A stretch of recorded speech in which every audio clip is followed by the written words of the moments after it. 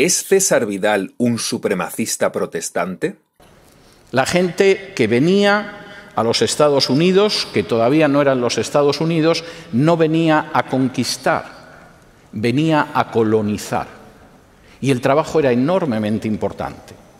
No contaban con la idea de que encontrarían poblaciones indígenas que trabajaran para ellos, como en las encomiendas de lo que ahora es México, o como en otras reparticiones en el Perú.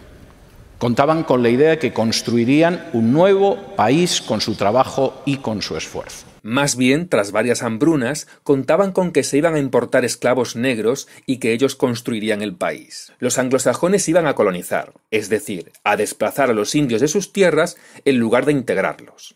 El obispo Eusebio de Cesarea, escribiendo en el siglo IV, comentaba que había dos clases de trabajo. Una era el trabajo absolutamente santo de la gente que se dedicaba a la religión de manera profesional. Y luego existía una segunda clase de piedad, decía es una piedad secundaria, que bueno, es esa gente que no se dedica profesionalmente a la religión y lo que sucede es que se dedica a la agricultura, al comercio, a la ganadería. Hombre, esa gente se puede salvar también, pero es gente de segunda clase. Sí, claro, era tan de segunda que hasta existe un santo llamado San Isidro Labrador y Santa María de la Cabeza era ama de casa. ¿Qué decidieron estrenar una obra suya en Broadway? Si tenía tanto éxito en España, vamos a lanzarlo en Estados Unidos. Y eligieron una obra que se llama El canto de la cigarra, que es una comedia muy graciosa sobre una persona que vive sin trabajar. Fue un fracaso absoluto. Los norteamericanos no entendían que fuera gracioso que alguien sea un vago, un haragán, que no trabaja en absoluto. No dormiré en la misma cama que una mujer que me considera un vago. Es decir, una cultura, como es la norteamericana, que tiene muchos valores de la Reforma, de la Biblia, y que cree en el trabajo. Pero ¿cómo se pueden reír de un hombre que es un holgazán, que es un gandul y que vive sin trabajar? Oye, me aburrí, voy al cine. ¿No vas a trabajar? Ya dejé un reemplazo. Y eso dice mucho de esa visión hispano-católica que hemos arrastrado. ¡Explosión inminente! ¡Explosión inminente! Eso ya se oye cacacucu. Eso es problema de Homero. Uno de los elementos que se ha estudiado, por ejemplo, mucho en relación con el crecimiento de las iglesias evangélicas en distintas partes del mundo es que se suele producir una subida de la prosperidad porque la gente empieza a trabajar honradamente si no trabajaba honradamente antes, porque la gente aprende a lo que es ahorrar, pero también la gente de pronto en muchos casos deja de gastar en lo que gastaba antes. Es gente que abandona el juego, por ejemplo. Si jugaba. Es gente que abandona el alcohol, si antes emborrachaba. Alcohol y fiesta. Vienen de Inglaterra, Holanda, Alemania. La búsqueda del dinero no es lo más importante. Hay valores que además están unidos al trabajo que son mucho más importantes que el dinero. El servicio que se rinde a la comunidad, el hecho de cumplir con el llamamiento que Dios te ha hecho en esta vida, etc. Hay un relato aún más revelador cuando cuenta cómo le pagaban su servicio como pastor. La plata la recibían en bolsas y las contaban en máquinas. Mi sueldo era el dinero que las máquinas no alcanzaban, los billetes que las máquinas no alcanzaban a contar porque estaban muy viejos, ¿sí? Era 3 millones de pesos semanal. Mientras que en Bogotá, digamos, los billetes que servían aproximadamente unos 1.000 millones de pesos. Habla de cientos de propiedades de la iglesia en el exterior e ingresos millonarios a través de los diezmos de los fieles. Unas propiedades por cerca de 13 millones de dólares, entonces pues no hay que ser un matemático para saber, no tienen más empresas, no hacen nada más, pues ¿de dónde sacan el dinero? Algunos estudiosos de la Biblia afirman que entregar el diezmo es simplemente devolverle a Dios lo que le pertenece. Así que si Dios le dice a usted, tráeme el diezmo, Señor, ¿Codensa o el diezmo?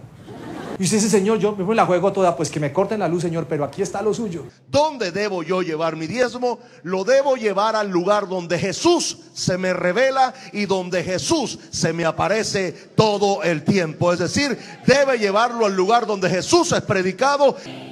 Levante sus manos, diga, es mejor quedarme con el 90%.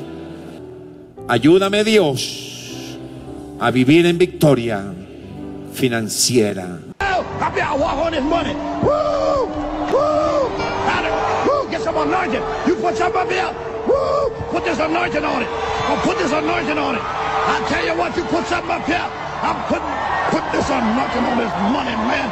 es admirable la manera en que hay pastores que enseñan sobre cómo hay que librarse, cómo hay que entregar el diezmo y cómo hay que administrar el 10% de nuestros ingresos. No me voy a enredar hablando del diezmo, pero es cierto que hay una enseñanza en la que se nos dice cómo administrar el 10% de nuestros ingresos. Haga pacto, no se vaya, haga pacto. Vaya, recoja su cartera, coja su cheque, coja su tarjeta de crédito. Yo voy a hacer pacto porque yo quiero que la lluvia de Dios me alcance. Yo voy a hacer pacto con ese árabe porque yo quiero ver la provisión de Dios. Es una manera de ver las finanzas que marca una tremenda diferencia. El argumento del cardenal Sadoleto es que hay instituciones que están por encima de la ley. La gente tiene derecho a someterse al emperador, al rey o al papa, pero no cuestionar su conducta. Están por encima de la ley. El argumento de Calvino era el contrario. No, nadie puede estar por encima de la ley.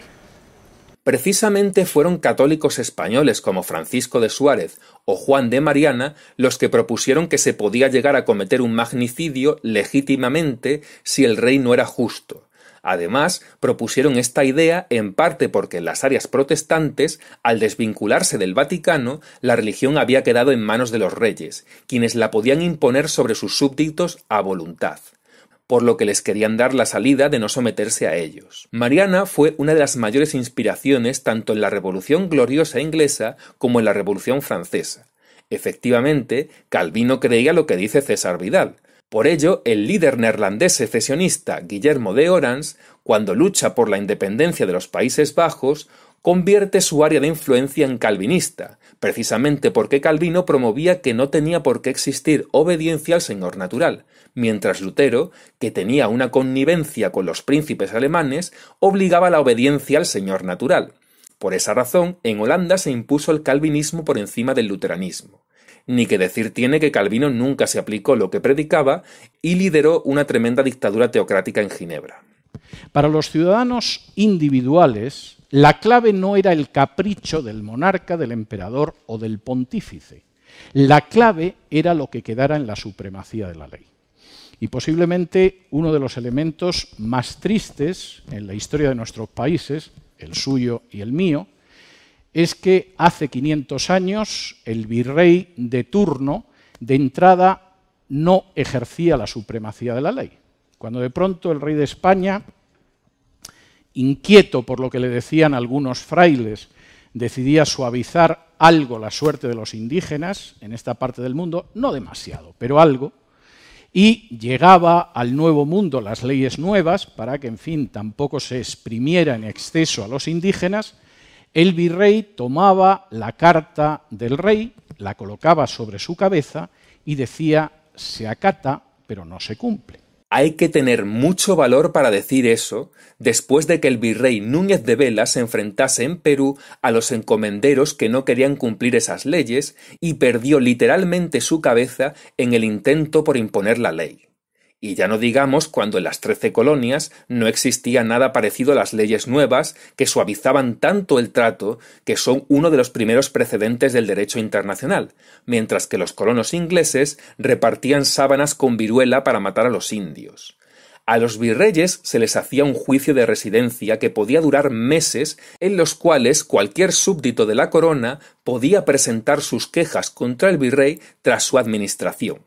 Nunca un virrey podía gobernar sobre un territorio en el que había nacido y vivido para evitar al máximo posible los favoritismos. Pero bueno, según César Vidal, estaban por encima de la ley. Y crearon un sistema que se ha mantenido sin dictaduras, sin golpes militares, sin revoluciones populares durante más de 200 años. No hay nada parecido al sur del continente, hay muy pocos paralelos en el resto de la historia de la humanidad, sí en la Europa que abrazó la Reforma, pero nada más. ¿Y la Alemania nazi no había abrazado la Reforma? No encontrarán ustedes en el mundo católico un holocausto, un régimen de apartheid ni nada parecido. Precisamente cuando más sufrieron los indígenas de Hispanoamérica fue con sus gobernantes masones liberales anglófilos filoprotestantes. Todos hemos oído hablar de los más o menos 6 millones de judíos exterminados en el Holocausto. Es justo y es necesario que lo recordemos. Es justo y necesario que lo tengamos presente y es justo y necesario que nos esforcemos en que eso no se produzca. Pero ¿cuántas veces han oído ustedes hablar de los 18 millones de niños negros exterminados en los abortorios de este país? Es justo y necesario recordar que todo ello sucedió en países protestantes. De hecho, son las partes de la Alemania protestante las que más votaron por el Partido Nacional Socialista, el cual idolatraba a Lutero hasta el punto de poner su cara en los carteles electorales y en las monedas. Pero claro, César Vidal solo asocia lo positivo a la reforma, pero no lo negativo. La idea de esterilizar y fomentar el aborto entre negros, indígenas, etc., no viene de otro sitio que del puro anglosajón protestante frente a la oposición de los católicos. Fueron los Estados Unidos los que le enseñaron la eugenesia a Hitler, trayendo consigo decenas de miles de esterilizaciones forzosas a gente considerada inferior. Y no es casualidad que exista este supremacismo entre los protestantes, porque cuando ellos se hacen ricos, se creen elegidos por Dios y con derecho a imponerse sobre los menos afortunados. No hay más que ver cómo los presidentes justifican las intervenciones estadounidenses en el extranjero con argumentos absolutamente supremacistas. Dios establece una relación con las naciones en que efectivamente esas naciones son bendecidas cuando siguen los principios que aparecen en la Biblia y que la Reforma recuperó. Ellos se creen los elegidos por Dios para regir este mundo a su voluntad. Cuando Jefferson falleció, llevaba sobre él una tremenda carga espiritual. Y no era el único padre fundador que tenía un inmenso pesar. Y era que no había conseguido abolir la esclavitud en los Estados Unidos. Lo había intentado. Jefferson llevaba sobre él una tremenda tanda de esclavos negros, al igual que George Washington. Ahora en el papel decisivo absoluto de los reformados en el final de la esclavitud, que por ejemplo en la zona católica del mundo tardó mucho más en abolirse que en el mundo protestante. España lamentablemente es la última potencia colonial que mantiene esclavos. Pero es que en segundo lugar, y esto forma parte también de la libertad frente a la pobreza, la Reforma recuperó la importancia de la economía. A lo largo de la Edad Media no existió una economía financiera en la Europa católica.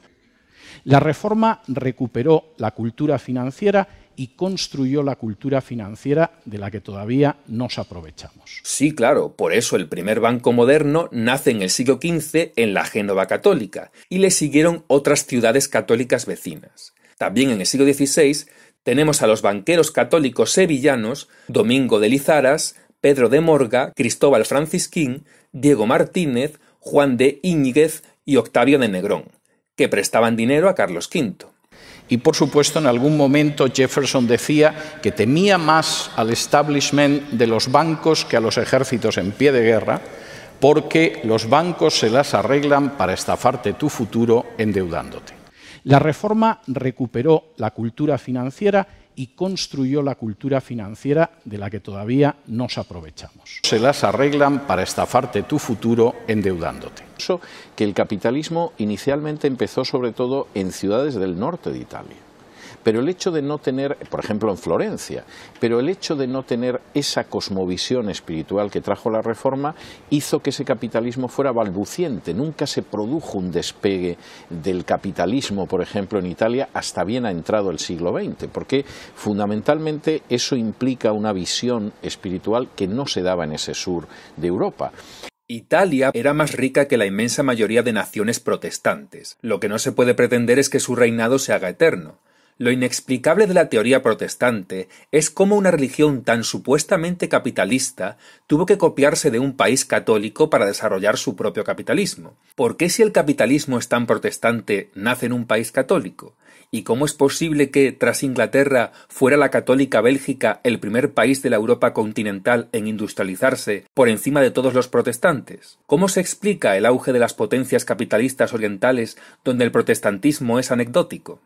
Porque España, que era el imperio más rico de la época, carecía de la cultura financiera que tenían, sin embargo, pequeñas naciones como Inglaterra y Holanda, que acabaron imponiéndose porque ellos sí sabían cómo funcionaba la economía.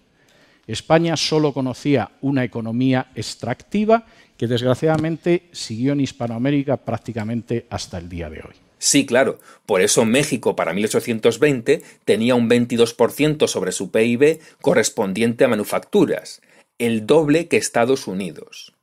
no quiero que pasen un mal rato pensando en su país, les voy a hablar del mío. En España a la gente le entusiasma hurtar. Si va a los hoteles, se llevan las toallas o se llevan los albornoces, las batas de baño. Si alguien trabaja en un hospital, desde luego tiene asegurado el suministro de algodón, de alcohol, de jeringuillas o de curitas para su casa. Si alguien trabaja en una oficina, es muy posible que se lleve el papel u objetos de escritorio. No consideran que el hurto sea importante.